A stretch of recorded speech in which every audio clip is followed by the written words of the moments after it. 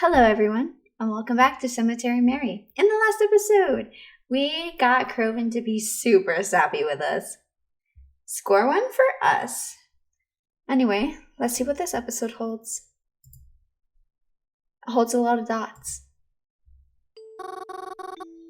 Please leave my family alone. That is not possible. We're getting better. And if my parents were still here, or here still, it'd feel almost like it did before. I'm afraid I cannot give you the same life you once had, but I can assure you things will be better after this all. How can you make it better? I can't explain it. Of course you can't. At least not now, or ever. But whether you believe it or not, it will get there. And so will I. This is for you. And you'll see that soon. Good night, Mary. Good night. Thank you. I don't like him still. It's been a few days since then. Croven seems to be doing a little better than usual. I think he's really trying extra hard right now. And he's been seeing Zapara again too. I think that's nice. I think that's good for them. I'm happy to see them having a nice time together again. I had a nice date by myself, actually. Sometimes it's nice to just return to the cemetery for a normal day after so much chaos. I made sure I put at least one flower on every grave today, though I haven't talked to any of them. I had considered doing it, but like others tell me, it's probably not a good idea to fall asleep in public places, especially if there is a killer on the loose. So I decided I wouldn't do that today. But that's not what happened, though. I truthfully didn't mean to fall asleep. I didn't. But when I sat back against the mausoleum we have, after being outside and on my feet all day, well, I was just so tired. I didn't even realize I fell asleep. Oh no! Until I woke up to the sound of rain. I was surprised to not have had any strange dreams this time, but this was a big problem. Only the roof trim of the mausoleum was keeping me safe from the rain. And it was pouring. And, worse even still, it was night. The only light I could see was from the street lamps at the outside of the cemetery. Oh dear. How could I have slept so long? Well, I couldn't stay hiding under here all night. I took a big breath and ran across the cemetery to the street. Luckily, the gate wasn't locked. Again, I was surprised, but thankful, as it meant I would not have to find some other way out. Once I was out on the sidewalk, I noticed the streetlights were the only lights on. Everything else seemed closed. How late was it? I didn't want to pull out my phone in the rain to check, but by any means, I had most definitely missed the last bus back home. I wasn't sure what I was going to do, but I had to find shelter first. I ran through the rain trying to find anything that was open. It wasn't long before I felt my shoes filling with water. I'd get a cold out here too long, but the rain showed no signs of letting up. But I knew there just had to be something, anything open, and eventually I made it somewhere. It was the movie theater. Thank goodness. I rushed myself inside and took a seat beside the posters, waiting to dry off and taking my phone out. Just as I suspected, it was pretty late, and knowing the usual times of the cinema, I could tell it wasn't going to be open much longer. What do I do? Even though I wasn't sure how he could help me right now, I had to at least try calling up Croven. Please pick up. Please be safe. Why isn't he picking up? Mary? Oh, he picked up, thank goodness. I was starting to get worried. I'm having a bit of a problem right now. What is it? Well, you see, I kinda fell asleep in the cemetery, and I only woke up a few minutes ago. And it's raining really bad right now, and I missed the bus, so I don't know, I was hoping maybe you could help me out somehow. No can do, Mary Moo. Didn't I tell you? Tell me what? Mary, I'm like, not even home right now. I'm not even close. Huh? Where are you then? I'm like, out of the fucking city right now, Mary. I had these plans with these friends. It doesn't matter. I swear I told you. Well, I don't remember. Look, bottom line is there's no way I can help you from here. What am I supposed to do then? Mary, I don't know. I heard his frustrated sigh through the phone. I couldn't see it, but I could tell he was pinching the bridge of his nose. Where are you right now? I'm at the movie theater, but I think it closes soon. Alright, well, do you have anyone else you could call up? Maybe stay with them tonight. I mean, I guess so. Awesome, great. Sounds good then. Look, Mars, I really gotta go, okay? Call up one of your other friends. I'm sure one of them will come get you. Alright then, good night. I heard the click of Croven hanging up the phone. Call up one of my other friends? Well, there's only 2 of those.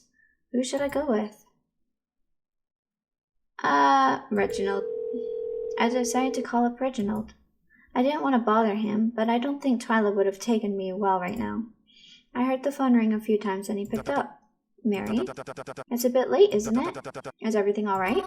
Yeah. Well, actually, I kinda, missed my last bus home. And I was hoping maybe I could stay with you tonight instead? Yes, of course. Where are you now? I'll be right over. Thank you. You didn't tell him where you were! I saw the faint outline of Reginald's old car pull up to the side of the movie theater, and I went out to meet him. Even though it was raining, he still got out of the car and held the passenger door open for me. Ah, gentlemen! I told him it was silly to do that. I hope I wasn't too late. You caught me in the middle of getting ready for bed, actually, and I wanted to get rechanged. Didn't feel right to leave home in pajamas. No, you're good. Aw, we drove off to Reginald's apartment and missed all the rain. Because it was so late, there were hardly any cars on the road, so it made the drive a bit safer. We pulled into a parking space next to his building, and he covered me with his jacket as we ran inside. So sorry, I wasn't thinking. I should have brought an umbrella. I didn't mind. We stepped inside to the buzzing of fluorescent lights. Reginald led me to the stairwell, and we headed upstairs. I had no idea he lived so high up. He told me that the elevator was broken and apologized for the inconvenience. Dude, they had to carry all those groceries and, the hardware stuff. Oh, I just felt bad for him. It must be a pain to climb all these stairs, especially after a hard day of work. It's a workout. Once we were in the proper hallway, Reginald began to lead me to his apartment. I tried to be quiet as we moved through the hallway, not wanting to disturb any of his neighbors. Before I knew it, we were entering his front door. Well, here we are. I apologize for the mess. If I had the foresight that you were coming, I would have cleaned ahead of time. I looked around Reginald's apartment. This is what he considered a mess? Nothing even looked dusty. Thank you for having me over. I feel really bad having asked you to accommodate me at such short notice. I'll try not to lose track of time anymore. Don't be silly. It's a pleasure to have you here no matter what. Oh, but don't worry about sleeping on the couch or anything. You can take my bedroom. It's right next to the kitchen. I'll sleep out here. Huh? Oh no, Reginald, I couldn't. You already drove out in the middle of the night to pick me up. I can't take your bed too. Nonsense, I insist. You'll have a much better sleep, I'm sure of it. But don't you have to go to work in the morning? I'd feel awful if you couldn't get a good night's sleep. Oh, don't worry about me, I'll be fine. Nothing I haven't... Oh dear, I just realized. Huh? What? Is everything okay? You don't have any pajamas to wear, do you? Huh? Oh, don't worry about that. I can sleep just fine in this. How can I not worry? No offense. But although your outfit is quite the ensemble, I don't think it would make for a very nice sleep. Why don't I go out and buy you something real quick? No way! It's really nice of you, but I can't accept that offer. It's so late and I don't anywhere is even open. Oh. When there's a will, there's a way. Besides, I need to pick up some things anyways. So, please, make yourself at home. Help yourself to anything in the kitchen, and don't be afraid to turn on the TV. I'll be back shortly. Okay. Before I could protest any more, Reginald was out the door, leaving me alone in his apartment. I guess all I could do now was wait for him to get back.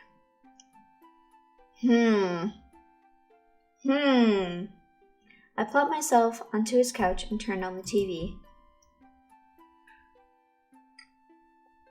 There were some commercials playing, so I didn't know what show was on yet. What's on at this hour anyways? Before I knew it, I heard the sound of a door unlocking, and Reginald was walking through the front door. I watched as he locked the door behind him, dropped off some of the plastic bags he was carrying, and shrugged off his coat. He left one bag in his room and then proceeded to put some stuff away in his kitchen. Then he came to sit beside me. So, what you watching? Oh, I don't know, nothing in particular. Well, would you like to watch something? Or would you rather just head to bed? Now that I think about it, I can't remember the last time I actually watched something on TV. Reginald passed me the TV remote and told me to put on anything I'd like. He wasn't picky. Maybe we can watch murder mystery, sitcom, game show, horror, romantic comedy, sci-fi. You like murder mysteries. I flicked through a few channels until I found this one. It was, playing a murder mystery movie. It seemed to be taking place on a train, of all places. It starred a detective and his young sidekick. It seemed fairly interesting. Do I watch it? What happens if we choose romance? Isn't he a little too old for her, though? I don't know if Croven and Mary are like actual cousins, but if they aren't, I ship it.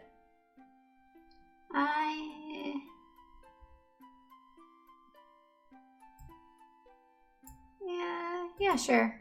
Let's watch it. Oh, really? This is what you've chosen to watch? Do you not want to? No, nothing like that. I'm just surprised. But with all that's been happening in town and all, I felt like you might stray away from this type of content. I don't know, I'm interested. Fair enough. Reginald and I sat and watched TV for a while. It was pretty nice, though eventually I started to feel tired. I think Reginald could tell too. I yawned as I stood up off the couch, thanking him once again for letting me use his room to sleep. Just please don't be a creep. Please. It's not a problem at all. I left the pajamas in a bag for you. I think they should fit. Good night, Mary. I had a pretty nice sleep, actually. Reginald's bed felt comfier than my own. But that only made me feel all the worse for taking it from him.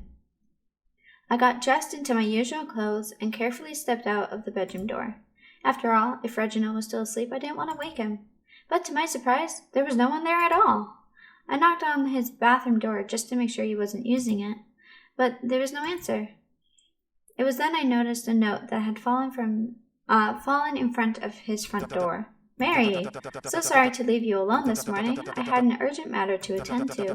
I don't think I'll be back anytime soon, but feel free to help yourself to any food in the apartment for breakfast.